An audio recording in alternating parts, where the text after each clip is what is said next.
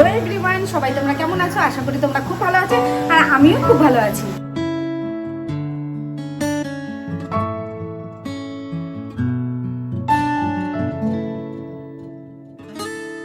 আজকের এই কাতলা মাছের ঝোল আলু দিয়ে ধনেপাতা দিয়ে সোনাই খেয়ে চলে গেছে।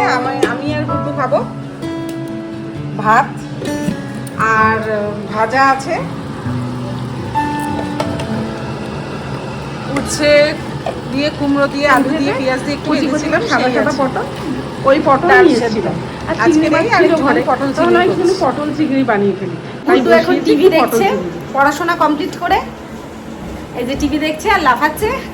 আর আমার রান্না হয়ে গেলে তারপর আমি গুড্ডুকে স্নান করাবো, তারপর আমি স্নান করবো, পুজো দেবো, তারপর গুড্ডু আর আমি দুজনে মিলে একসাথে খাবো। চিংড়িটা দিয়ে দিলাম, প্রায় রেডি। একটু মাখা মাখায় করবো আর একটু টানবে, ঝোলটা টানুক, তারপর নামাবো। কাতলা ফিশ দিয়ে ভাত খাচ্ছি।